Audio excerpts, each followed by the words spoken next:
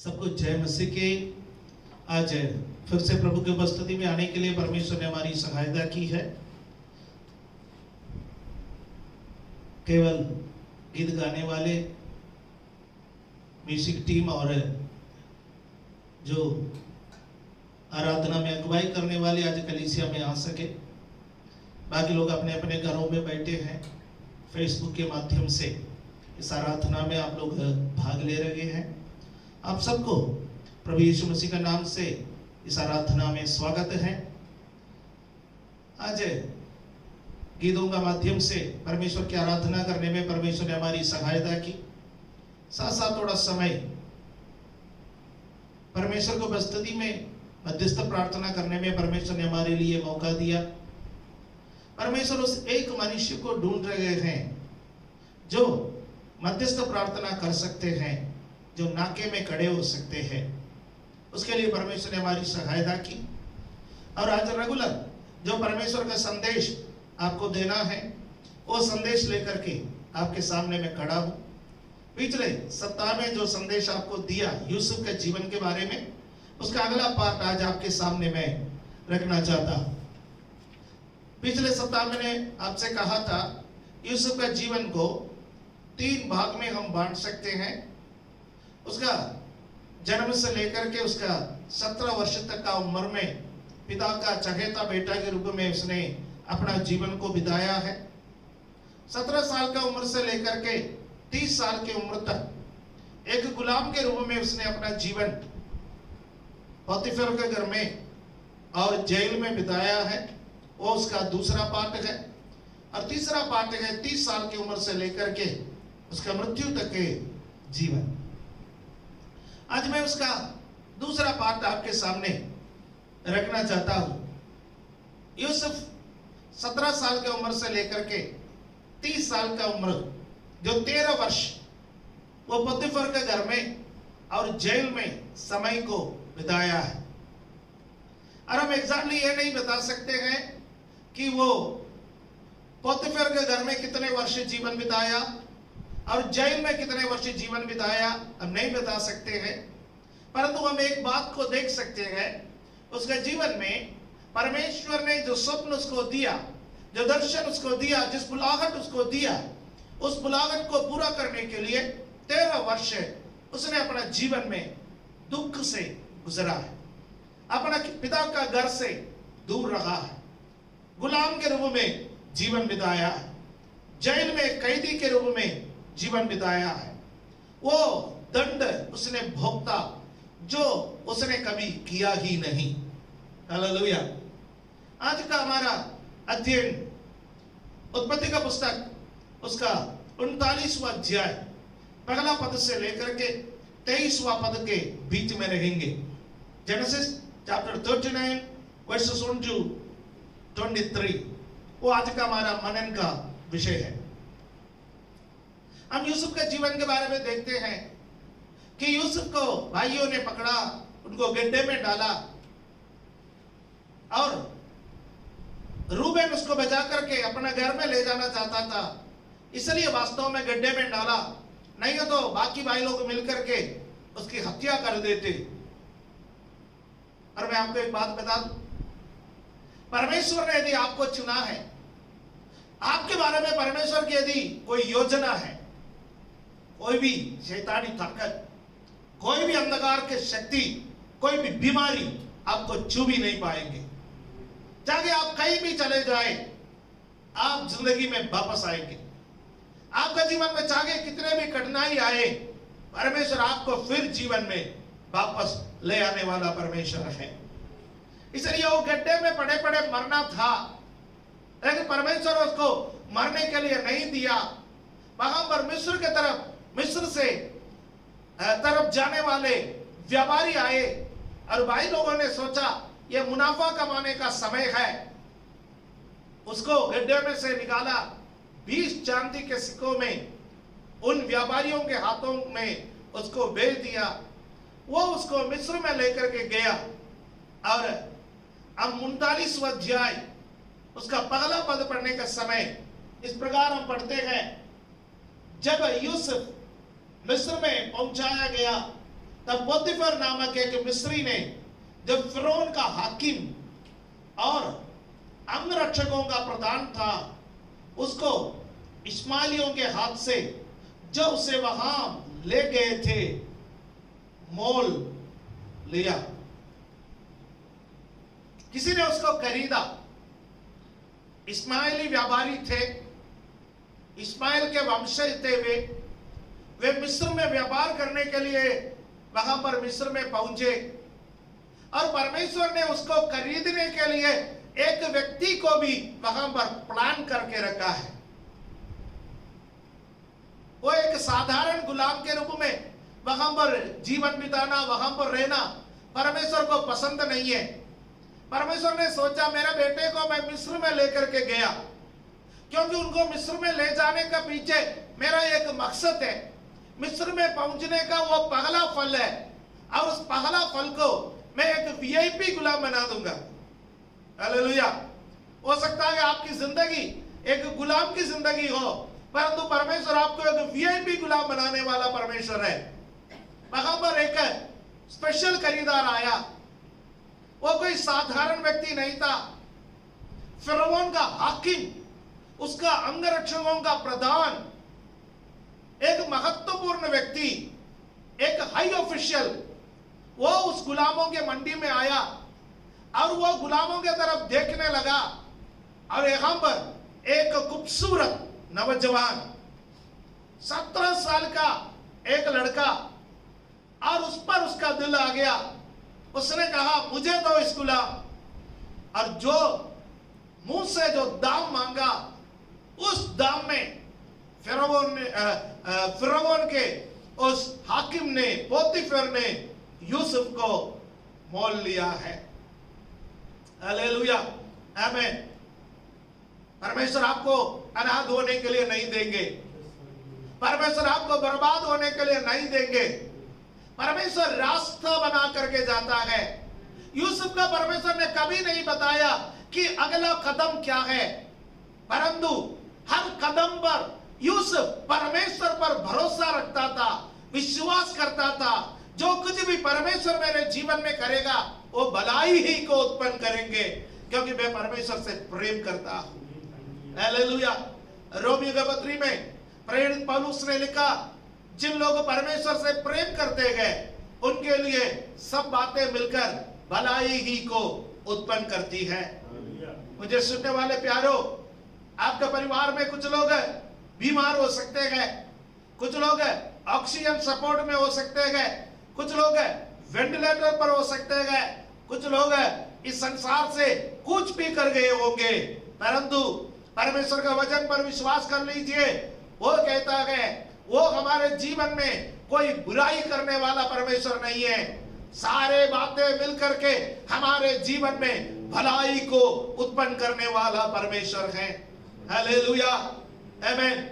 और पोतीफर के घर में यूसुफ गया और यूसुफ वहां पर पहुंचा तो बाइबल में एक पद लिखा है, वो मुझे बहुत अच्छा लगता है। मैं लास्ट में उस बात के बारे में आपसे कहूंगा। उसका दूसरा पद में लिखा हुआ है 39:2। यूसुफ अपने मिस्री स्वामी के घर में रहता था और यहोवा उसके संग था, इसलिए वो भाग्यवान पुरुष हो गया। हालेलुया, आमीन। जब यूसुफ गड्ढे में था, यहोवा गड्ढे में यूसुफ के संग था। वो अकेला नहीं था, परमेश्वर उसके संग रहा और गड्ढे में से बाहर निकला, परमेश्वर उसके संग बाहर निकल करके आया। इस्माइली व्यापारियों ने जब उसको खरीदा, परमेश्वर उसके संग मिस्र को चला गया। जब गुलामों की मंडी में जब वो खड़ा रहा, परमेश्वर उसके संग खड़ा रहा। जब पोतीफर ने 20 चांदी के सिक्के में यूसुफ को खरीदा, पोतीफर ने यूसुफ को मात्र नहीं खरीदा, परमेश्वर को संग खरीद लिया। परमेश्वर को संग लेकर के गया। यह पोतीफर को नहीं मालूम था कि मैं जिस गुलाम को खरीद के ले जा रहा हूं वो कोई साधारण गुलाम नहीं है, वो परमेश्वर का भक्त है। उसको मैं खरीद के अपने घर में ले जाऊंगा तो परमेश्वर मेरे संग आएगा। हालेलुया। उसको नहीं मालूम था वो जिसको अपने घर में ले जा रहे गए वो परमेश्वर का परम भक्त है। परमेश्वर का परम भक्त जहां कहीं भी जाएगा परमेश्वर उनके संग संग रहेगा। हालेलुया। यशायाह नबी का पुस्तक 43वां अध्याय में हम इस बात को पढ़ते गए, जब तू नदी में से होकर के निकलेगा मैं तुम्हारे संग रहूंगा, जब तू आग के ज्वाला में से होकर के निकलेगा मैं तुम्हारे संग रहूंगा। हालेलुया। उस पद को यीशु मसीह ने भी दोहराया, जगह जगह तू जाएगा वहां मैं तुम्हारे संग रहूंगा। यीशु मसीह ने कहा मैं जगत के अंत तक सदैव तुम्हारे संग हूं। हालेलुया। आपके संग रहने वाला परमेश्वर। आप हॉस्पिटल में जाएंगे तो आपके संग हॉस्पिटल में आने वाला परमेश्वर। आप गड्ढे में जाओगे आपके संग गड्ढे में आने वाला परमेश्वर। आपके संग आंसू बहाने वाला, आपके संग खुशियां मनाने वाला, आपके जीवन के हर बात को समझ करके आपके संग रहने वाला एक परमेश्वर है, उसका नाम यीशु है। परमेश्वर यूसुफ के संग रहा। हालेलुया। उसका परिणाम क्या निकला है? उसका तीसरा पद में उसका दूसरा पद में परमेश्वर यूसुफ के संग रहा, इसलिए वो भाग्यवान पुरुष हो गया। उसका तीसरा पद में, और यूसुफ के स्वामी ने देखा कि यहोवा उसके संग रहता है और जो काम वो करता है उसके यहोवा उसके हाथ से सफल कर देता है। जब से यूसुफ फिरौन के घर में आया, फिरौन के घर में आशीष आने लगा, फिरौन के काम में आशीष आने लगा, फिरौन के स्वास्थ्य में आशीष आने लगा, और फिरौन ने देखा यहोवा उसके संग रहता है।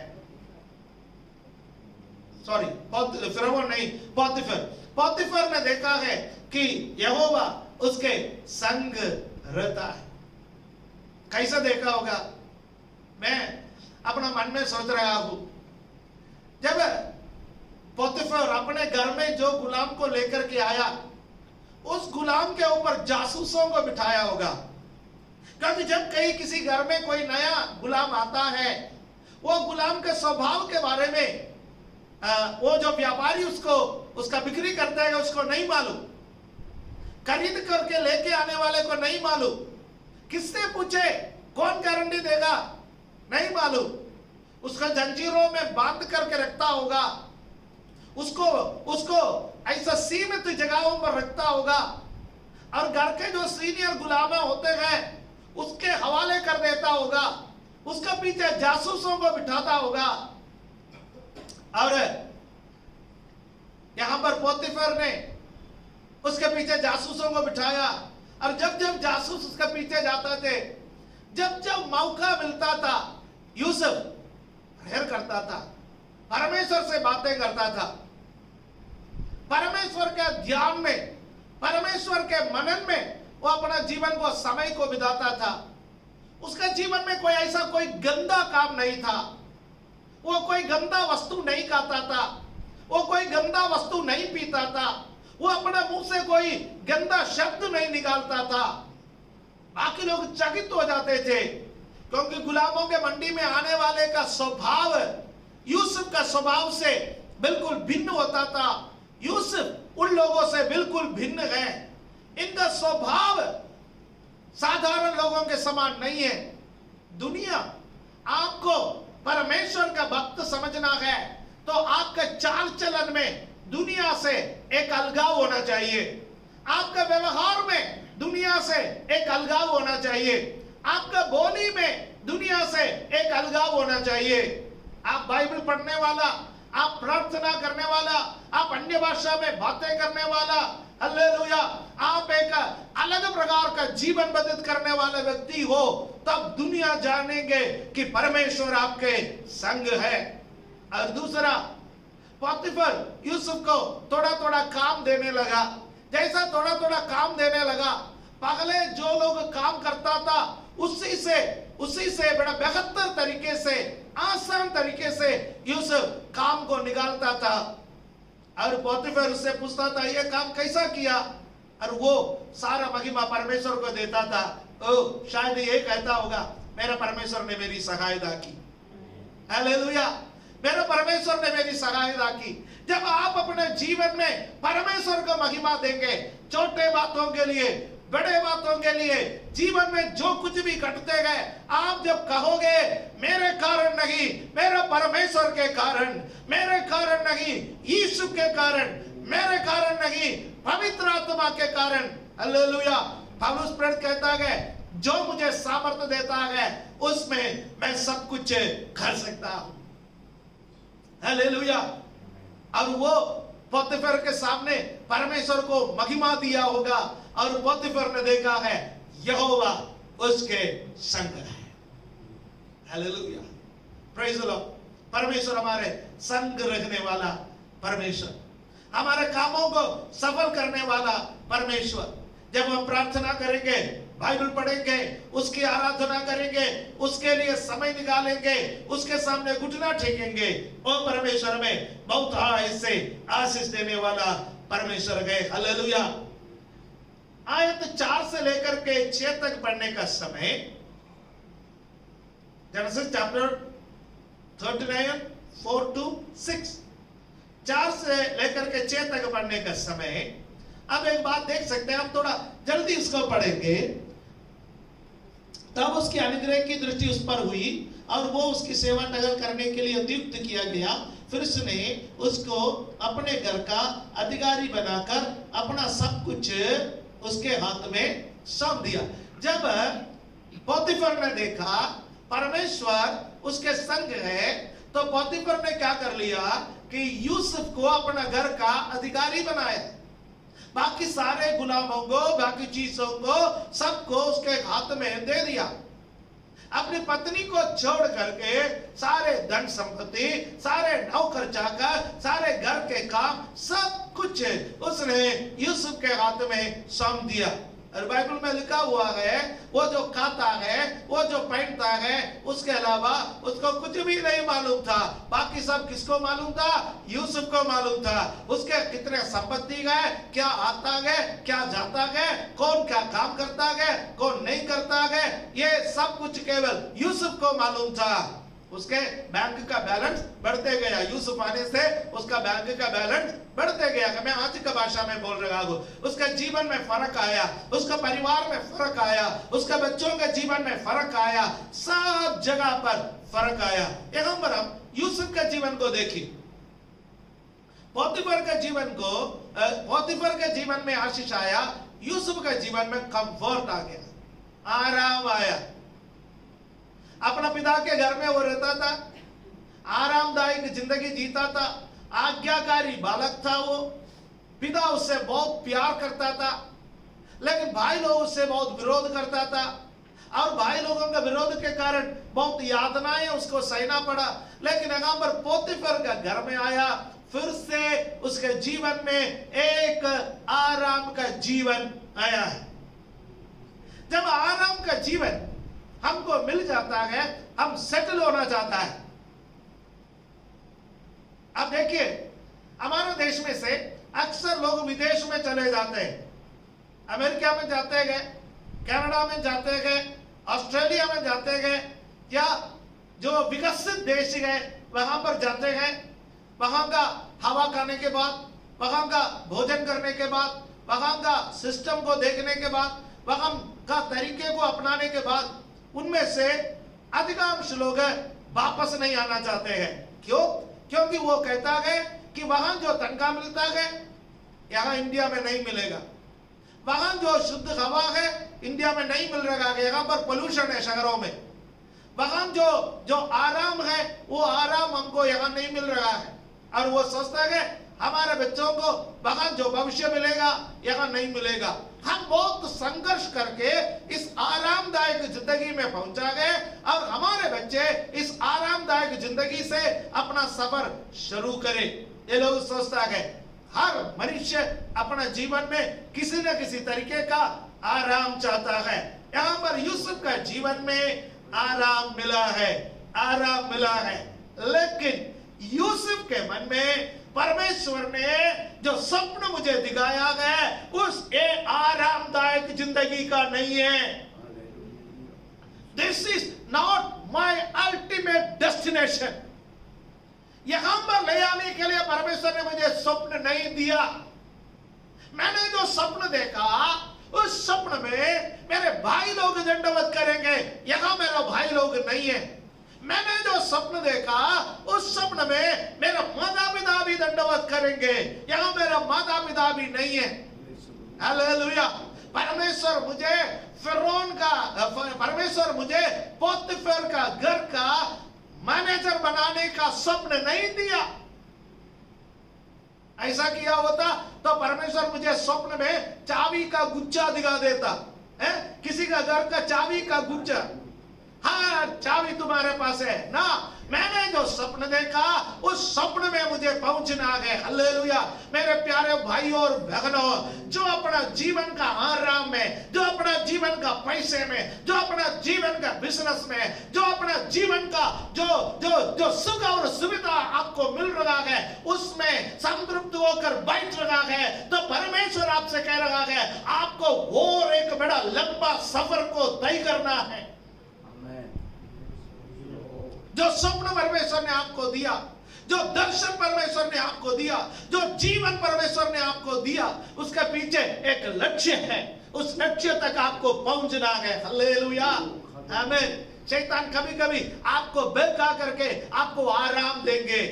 याद रखिए यीशु मसीह की परीक्षा, यीशु जब हालेलुया परीक्षा सह रहा था, 40 दिन का उपवास के बाद जब उसको भूख लगा, शैतान उनको एक आरामदायक एक सलाह दिया है, इन पत्थरों को रोटी बना दो, खाओ, भूख मिट जाएगा। आराम ढूंढने का सलाह। उसके बाद शैतान ने उसको दुनिया भर का सारे देश दिखाया, सारे वैभव दिखाया। उसके बाद उससे कहा है कि मुझे दंडवत करो, ये सब तुम्हारा हो जाएगा। संसार आपको सामने ले आकर के उसका सारा वैभव दिखा करके, सारा आराम दिखा करके आपको झुकाना चाहते हैं, क्योंकि जिस दर्शन परमेश्वर ने आपको दिया, जो स्वप्न परमेश्वर ने आपको दिया, आप वहां तक ना पहुंच पाए। हालेलुया। याद रखिए, नो पेन नो गेन। यदि आप दर्द सहने के लिए तैयार नहीं है, यदि आप दुख और कष्ट उठाने के लिए तैयार नहीं है, जो मंजिल पर आपको पहुंचना है उस मंजिल पर आप पहुंच नहीं पाएंगे। इसलिए यदि जीवन में कष्ट आए, दुख आए, उसको सहने के लिए आप तैयार हो जाए। और जहां आरामदायक जगह मिलता है वो आपका स्वप्न नहीं है, तो वहां ठहरने का कोशिश मत करना। जितना साल तक पोतीफर के घर में यूसुफ रहा, मैंने पहले बोला हमें नहीं मालूम, लेकिन जब परमेश्वर को मालूम था मुझे इसको यहां से निकालना है, मुझे उसको यहां से निकालना है। आमीन। और परमेश्वर को कॉन्फिडेंस था मेरा दास पाप नहीं करेगा। बाइबल में याद रखना, आपका सहने का बाहर का परीक्षा परमेश्वर आपको नहीं देगा। कई बार हम बीमारी के बारे में समझते हैं, कई बार हम फाइनेंशियल चीज के बारे में समझते हैं, लेकिन मैं आपको एक और बात कहता हूं, भावनात्मक रूप से भी सहने का बाहर का परीक्षा परमेश्वर नहीं देगा। परमेश्वर को मालूम था मेरा दास निष्कलंक निकलेगा। हालेलुया। आपको और मुझे अभी तक शेर का गुफा में लेकर के नहीं गया है, तो उसका मतलब यह है कि परमेश्वर जानता है कि हम कितना कमजोर है। अभी तक आग के भट्टे में लेकर के नहीं गया है, तो परमेश्वर जानता है हम कितना कमजोर है। हालेलुया। दानियल को शेर के गुफा में लेकर के गया है, तो उनको पता है मेरा दास का विश्वास कितना मजबूत है। शद्रक मेशक अबेदनगो को आग के भट्टे में लेकर के गया है, तो परमेश्वर को मालूम है मेरा दास है कितना मजबूत है। हालेलुया। है हमारे समाज एक बार पतरस बड़े बड़े बातें कहने लगे, बड़ाई करने लगे। पतरस जब बड़ाई करने लगा तो यीशु मसीह ने कहा पतरस थोड़ा संभल करके बोलना, माइंड योर वर्ड्स। कल शैतान मेरे पास आया, तुझे भूसी के समान उड़ाने के लिए मेरे से इजाजत मांगी, मैंने तेरे विश्वास के लिए विनती किया है। यीशु क्या कह रहा था? यीशु कह रहा था तेरा सहने का बाहर का परीक्षा मैं डालने के लिए नहीं दे रहा हूं, क्योंकि मैं जानता हूं तू कितना कमजोर है। परमेश्वर को मालूम। हालेलुया। कि मेरे दास इस परीक्षा में नहीं गिरेंगे, मुझे इस आरामदायक मेरे दास को इस आरामदायक जिंदगी से निकालना है। ये आरामदायक जिंदगी में वो रहेगा तो इसका जीवन खराब हो जाएगा, इसका स्वप्न खराब हो जाएगा, इसका दर्शन खराब हो जाएगा। इसलिए परमेश्वर ने उसके लिए अगला एक रहने का स्थान तैयार किया है, वो है जेल। जीवन में थोड़ा सा सेटल होने लगा, हम में से कई लोग ऐसा है, थोड़ा सेटल होने लगा, हमने सोचा लॉकडाउन हट गया, हमने सोचा थोड़ा सा आशीष आने लगा, थोड़ा नौकरी चलने लगा, थोड़ा बिजनेस चलने लगा, थोड़ा सा हमारे जीवन में कुछ न कुछ बदलाव आने लगा, फिर हम जेल में चलेंगे, मुश्किल से और मुश्किल में चलेंगे। लेकिन परमेश्वर का एक योजना है, हमें 7 से लेकर के पद 7 से लेकर के 18वां पद तक पढ़ने का समय, वहां पर पोतीफर की पत्नी ने उसके साथ क्या सलूक किया, क्या व्यवहार किया, उसका वर्णन है। कई बार हमको नहीं पता कि जो आराम परमेश्वर ने हमें दिया उसका परमेश्वर क्यों वापस लेना चाहता है। हम कहते हैं कि परमेश्वर तेरे मर्जी के बिना कुछ नहीं होता। यस, उसके मर्जी के बिना हमारे जीवन में कुछ भी नहीं होता।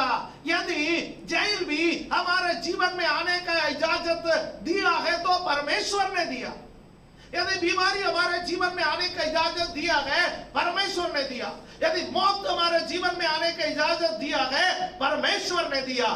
शैतान को आपके और मेरे ऊपर अधिकार नहीं है। हमें इसलिए हर नकारात्मक बात आता है तो ये मत बोलना मेरे जीवन में शैतान काम कर रहा है, मेरे जीवन में शैतान कंट्रोल ले रहा है। No, Satan has no control over your life. आपका जीवन के ऊपर उसका कोई अधिकार नहीं, क्योंकि आप उसका नहीं है, आप परमेश्वर का है।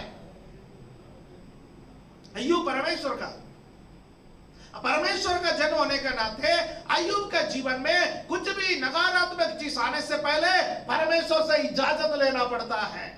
यदि आप में से किसी का भी जीवन में, जो मुझे सुनने वाले प्यारे जन है, किसी भी प्रकार का नकारात्मक बातें इन दिनों में आया है तो वो भी परमेश्वर जानता है। हालेलुया। उसको भी परमेश्वर अपना नाम की महिमा के लिए इस्तेमाल करेंगे। आमीन।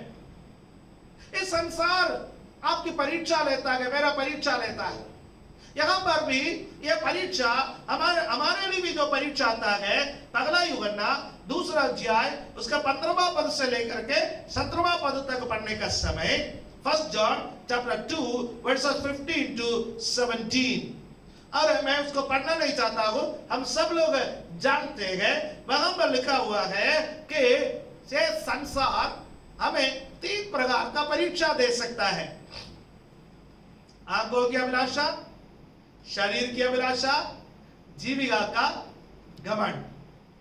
आंखों की अभिलाषा, शरीर की अभिलाषा, जीविका का घमंड।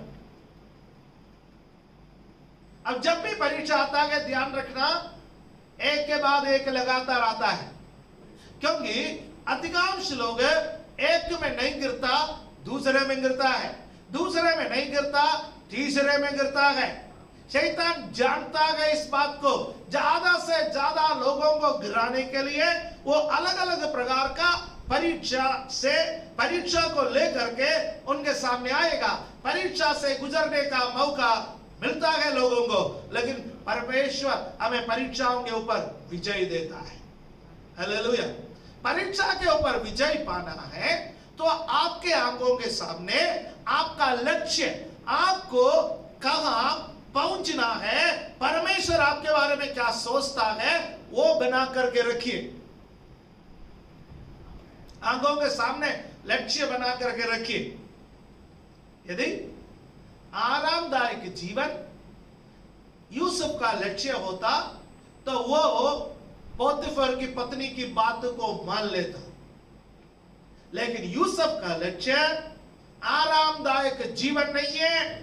यूसुफ का लक्ष्य परमेश्वर का योजना को पूरा करना है। जब परमेश्वर आपके बारे में कोई योजना बनाता है, वो योजना विफल करने के लिए, उसको नष्ट करने के लिए शैतान आपके और मेरे जीवन में अलग अलग प्रकार का परीक्षा को लेकर के आता है। लेकिन परमेश्वर हमें सामर्थ देगा उस परीक्षा के ऊपर विजय प्राप्त करने के लिए। मैं उस पोर्शन में ज्यादा समय बिताना नहीं चाहता हूं। और हम उसका 39वां अध्याय का 19 से लेकर के 23वां पद तक पढ़ने का समय 19 to 23 है। उत्पत्ति जेनेसिस 39 19 to 23 पढ़ने का समय वहां पर हम यूसुफ को बंदी गृह में देखते हैं, जेल में देखते हैं। देखिए, पोतीफर की पत्नी ने नाटक रचा, पोतीफर के पास आकर के रोने लगी और यूसुफ के ऊपर झूठा आरोप लगाए और वो बहुत गुस्से में आ गया, क्योंकि उसने जो गुलाम को खरीद करके लेकर के आया, उसका मैनेजर बनाया, सब कुछ उसके हाथ में दे दिया, सारे चाबी गुच्छा सब उसके हाथ में है। और वो उसकी पत्नी के साथ बदसलूकी करना उसको कदापि मंजूर नहीं था। और हर एक आदमी आग बबूला होने वाली बात कही है सुन करके, और अपने पत्नी पर उसने विश्वास किया। शायद यूसुफ का एक भी बात उसने सुना नहीं, शायद यूसुफ को इतना मारा होगा, इतना पीटा होगा। और राजा के कैदियों को जहां पर बंदी गृह में रखते गए वहां पर यूसुफ को भी रखा। साधारण कैदियों को रखने का जगह नहीं है। कठोर दंड के लिए जिन कैदियों को रखा जाता है, मौत की सजा के लिए जिन कैदियों को रखा जाता है, कठोर दंड के कैदियों को रखने का जगह पर यूसुफ को भी रखा गया है। लेकिन हालेलुया हालेलुया, लेकिन जो बात सबसे तसल्ली का है वो है परमेश्वर जेल में भी यूसुफ के संग रहा। इस अध्याय में 4 जगहों पर लिखा है परमेश्वर यूसुफ के संग रहा। इस एक अध्याय में 4 बार लिखा है। उत्पत्ति उसका दूसरा पद में 49वां अध्याय, उत्पत्ति 49वां अध्याय 39, उसके 39वां अध्याय 39:2, उसका दूसरा पद में क्या लिखा हुआ है? यहोवा उसके संग था। आप उसका तीसरा पद को पढ़िए, यहोवा उसके संग रहता है, उसके स्वामी ने देखा। 21वां पद पढ़िए 21, 21वां पद में क्या लिखा हुआ है? यहोवा यूसुफ के संग संग रहा। उसका 23वां पद पढ़िए 23, क्योंकि यहोवा यूसुफ के संग था। इस एक अध्याय में 4 बार लिखा है यहोवा यूसुफ के संग था, यहोवा यूसुफ के संग रहा। दूसरों ने देखा यहोवा यूसुफ के संग रहता है। देखिए, आप चाहे कहीं भी चले जाए, परमेश्वर आपके संग रहेगा। हालेलुया आमीन। पोतीफर के जीवन में सबसे बड़ा दुख, सबसे बड़ा नष्ट ये उसका जीवन में आया। यूसुफ जैसा पोतीफर के घर से निकल गया, जेल में आया, परमेश्वर भी पोतीफर के घर से निकल गया, परमेश्वर भी अपना डेरा जेल में डाल दिया। ऐसा कोई परमेश्वर है जो आपसे कह सकते हैं जगह जगह तू जाएगा मैं वहां वहां तेरे संग रहूंगा? हालेलुया आमीन। और 23वां पद में यह लिखा हुआ है जो कुछ भी उसने किया उस सब में यहोवा उससे सफलता दी। सफलता देने वाला परमेश्वर, आपके कामों को सफल करने वाला परमेश्वर। और जेल में जैसा यूसुफ आया, जेलर ने देखा ये एक साधारण कैदी नहीं है, ये एक असाधारण कैदी है। आमीन। उसके जन्म के समय पर उसका पिता ने देखा ये मेरा अन्य लड़कों के समान नहीं है, ये एक असाधारण लड़का है, उसको विशेष वस्त्र बना करके दे। हालेलुया जब वो गुलामों के मंडी में आया, पोतीफर ने देखा ये कोई साधारण गुलाम नहीं है, ये एक असाधारण गुलाम है। जब वो जेल में आया, जेलर ने देखा कि ये कोई साधारण कैदी नहीं है, ये एक असाधारण कैदी है। इसका कारण एक है, वो है यहोवा उसके संग रहता था। जब परमेश्वर आपके संग रहोगे, आप साधारण में से असाधारण बन जाएंगे। हालेलुया।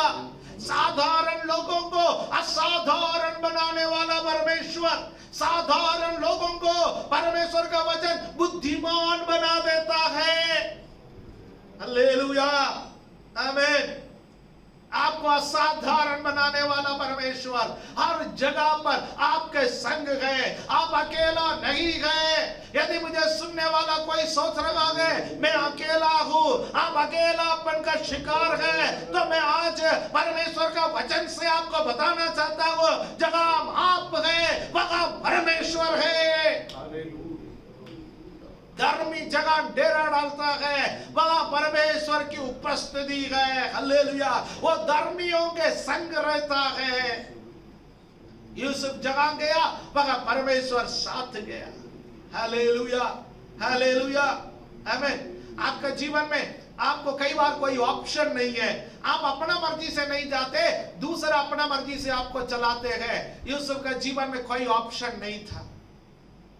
वो कोई है, उसने अभी तक आजादी का जीवन नहीं बिताया। याद रखिए, उसने आजादी का जीवन नहीं बिताया। पिता के घर में रहा, पिता जो बोलता था वो करता था। उसके भाई लोग आजादी का जीवन पसंद करता था।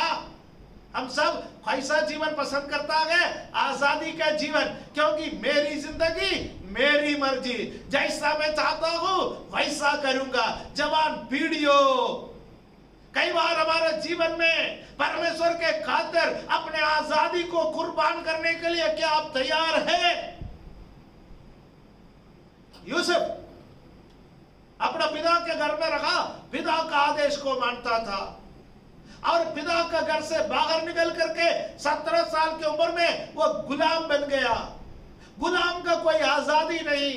अभी तक ओ हालेलुया, पोतीफर ने उसको चलाया, लेकिन परमेश्वर उसके संग रहने के कारण परमेश्वर उसको एक साधारण गुलाम से असाधारण गुलाम बना करके, पोतीफर भी यूसुफ के बात को मानने के लिए तैयार हो जाता था। हालेलुया, आमीन। लेकिन परमेश्वर जानता था इसको ऐसा छोड़ देंगे, इसका स्वप्न यहां पर नष्ट हो जाएगा, इसका दर्शन यहां पर समाप्त हो जाएगा। इसलिए परमेश्वर ने उसको ट्रांसफर दे दी। उसका ट्रांसफर जेल में हो गया। जेल में वो एक कैदी के रूप में आया, लेकिन उस कैदी, उसको कोई आजादी नहीं था, परंतु वो एक असाधारण कैदी होने की वजह से जेलर भी उसके बात को मानने लगे। बाइबल में साफ लिखा हुआ है, उसके अधिकार में जो कुछ भी जेलर ने कर दिया, वहां का कोई भी हिसाब किताब जेलर को नहीं मालूम था। सब कुछ हिसाब किताब यूसुफ देखता था। आप चाहे दुश्मन के किले के अंदर भी चले जाए, वहां पर भी आपको अधिकारी बनाने के लिए सामर्थ्य है परमेश्वर। बेशक आप परमेश्वर के अधीन रहे, बेशक आप परमेश्वर पर भरोसा रखें, बेशक आप अपना पवित्रता को कॉम्प्रोमाइज ना करें, आप अपना आत्मिक जीवन का कॉम्प्रोमाइज नहीं करें। हालेलुया।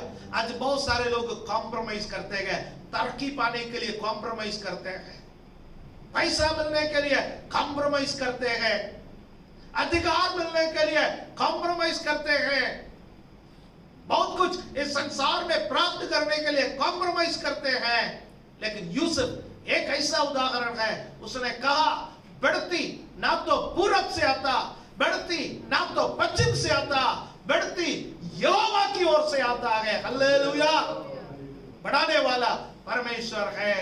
मुझे सुनने वाला कोई भी व्यक्ति इन दिनों में दो मन वाले हैं, मैं ये करूं या वो करूं, मैं इसके अनुसार चलूं या उसके अनुसार चलूं, मैं आपको उत्साह देना चाहता हूं, परमेश्वर के अनुसार चलिए। तात्कालिक रूप से आपको लगेगा मेरे को घाटा पड़ रहा है, तात्कालिक रूप से आपको लगेगा मेरे को सारे सारे सारे विपरीत होते जा रहा है, परंतु अंत में आपका जीवन में भलाई परमेश्वर उत्पन्न करेंगे। हालेलुया, आमीन। एक सफलता का मंत्र है, उसके साथ आज का वचन को मैं समाप्त करना चाहता हूं। एक सफलता का मंत्र, हालेलुया। वो यहोशू का पुस्तक पहला अध्याय उसका 7वां और 8वां पद में लिखा है। इसको पढ़ करके प्रार्थना के साथ हम आज का वचन को समाप्त करेंगे। हालेलुया, आमीन। यहोशू का पुस्तक पहला अध्याय उसका 7वां और 8वां पद को हम पढ़ेंगे। हालेलुया। इतना हो कि तू हियाव बांध कर और बहुत दृढ़ होकर जो व्यवस्था मेरे दास मूसा ने तुझे दी है उन सब के अनुसार करने में चौकसी करना, और उससे ना तो दाहिने मुड़ना और ना बाएं, तब जहां जहां तू जाएगा वहां वहां तेरा काम सफल होगा। हालेलुया। आज्ञा, परमेश्वर ने जो आज्ञा दिया है उस आज्ञा से ना बाएं ना दाएं कहीं भी नहीं जाना, उस आज्ञा के अनुसार चलना, वचन के अनुसार चलना, वचन को मानना, वचन के अनुसार चलने से, उसको करने से हमारे सारे काम सफल होंगे। ये वचन हमें सिखाती है। अगला पद 8वां पद, व्यवस्था की ये पुस्तक तेरे चित्त से कभी ना उतरने पाए, इसी में दिन रात ध्यान दिए रहना, इसलिए कि जो कुछ उसमें लिखा है उसके अनुसार करने की तू चौकसी करे, क्योंकि ऐसा ही करने से तेरे सब काम सफल होंगे और तू प्रभावशाली होगा। हालेलुया, आमीन। यूसुफ क्यों प्रभावशाली हुआ, उसका बात मैं आपसे कहना चाहता हूं। यूसुफ के समय पर लिखा हुआ कोई वचन नहीं था, परंतु उसने उसका पिता याकूब से उसका दादा इसहाक के बारे में, उसका परदादा अब्राहम के बारे में सुना। हालेलुया। और उसने सुना कि हमारा परदादा अब्राहम को परमेश्वर ने चुना, वह मूर्ति पूजकों के बीच में से परमेश्वर ने उसको अलग किया, परमेश्वर ने उसे अपने लिए चुन करके परमेश्वर ने उसको अपने मार्ग पर चलाया, और दादा इसहाक उस मार्ग को फॉलो किया। अब्राहम जिस प्रकार खरे जीवन में चलना चाहता था, परमेश्वर के संग चलना चाहता था, और इसहाक भी ऐसा ही कोशिश किया। और याकूब के समय पर आया, याकूब ने बोला, बेटा मैं कई बार परमेश्वर से भागना चाहा, लेकिन परमेश्वर मुझे बार बार दर्शन दिया, बार बार मुझसे कहा।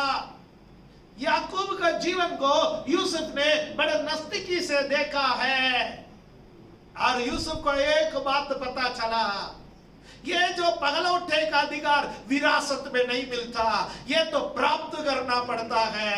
बाप दादाओं के आशीष विरासत में नहीं मिलता, ये प्राप्त करना पड़ता है। यदि मैं परमेश्वर के सामने सही चाल चलूंगा, यदि मैं अब्राहम के समान चलूंगा, इसहाक के समान चलूंगा, याकूब के समान चलूंगा, वो परमेश्वर का वचन जो मेरे पास पहुंचा है उसके अनुसार चौकसी करेगा, मुझे आशीष देने वाले एक परमेश्वर है, मुझे सफल बनाने वाला एक परमेश्वर है। ओ मुझे सुनने वाले मेरे प्यारे जनों, मेरे प्यारे भाइयों बहनों, आपको सफल बनाने वाले एक परमेश्वर है। हो सकता है कि आप इस वक्त गड्ढे में हो, आप इस वक्त पोतीफेर के घर में हो, आपके ऊपर ऐसे ऐसे आरोप लगाया हो जो आपने कभी किया नहीं है, झूठे झूठे दोष आपके ऊपर लगाया गया हो, आप इनकार करोगे तो कोई फायदा नहीं है। परंतु उस वक्त आ रहा है, परमेश्वर आपके सच्चाई को दुनिया के सामने स्थापित करेगा। वक्त आ रहा है, परमेश्वर आपके सिर को दूसरों के सामने ऊंचा करेगा। वक्त आ रहा है, आप परमेश्वर की सफलता को देखोगे। हालेलुया। व्यवस्था के ये पुस्तक दिन और रात इस पर मनन कीजिए। यूसुफ के पास कोई व्यवस्था नहीं होने के बावजूद भी सुना सुना व्यवस्था पर वो चला। आज आपके और मेरे पास परमेश्वर ने अपना पवित्र वचन दिया है, उस व्यवस्था के अनुसार करने से हम सफल हो जाएंगे। Hallelujah, hallelujah. ये महामारी का दौर हमेशा बने नहीं रहेगा। जैसे थोड़ी देर पहले मैंने आपसे बोला है, हम मुर्दों और जीवितों के बीच में खड़े हैं। परमेश्वर ने हमें मुर्दों और जीवितों के बीच में रखा है। Hallelujah, praise the Lord. परमेश्वर के भक्तों, जिन्होंने भी सफलता प्राप्त किया है, वो मैंने संघर्ष से सफलता प्राप्त किया है, परमेश्वर के मार्ग में चलने से सफलता प्राप्त किया है। इस संकट से हम बचेंगे, इस महामारी से हम बचेंगे। परमेश्वर हमें बचाएगा, परमेश्वर हमें खड़ा करेगा, परमेश्वर हमें मौत का मुंह से भी बाहर निकाल करके लेके आएगा।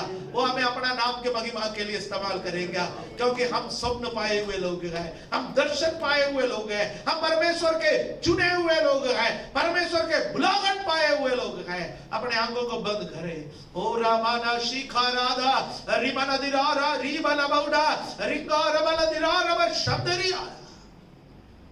स्वर्गीय पिता, इस वक्त हम आपके उपस्थिति में आते हैं।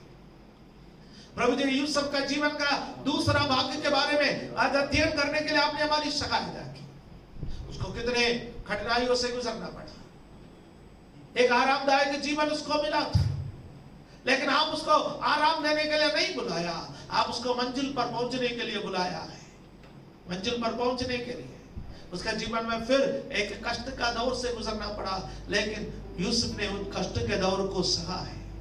हमारे भी सहायता कर, जिस कष्ट के दौर से हम गुजर रहे हैं, इसको सहने का सामर्थ, इसको सहने का शक्ति हमें दे, ताकि उस पर एक आशीष का जीवन हमारे लिए आप रखे हुए हैं। हमारे प्रत्येक भाई बहनों को, प्रत्येक परिवार को, हर एक जन को आशीष दे। धन्यवाद के साथ ये प्रार्थना मुक्तिदाता प्रभु यीशु मसीह का पवित्र नाम से हम मांगते हैं, आमीन।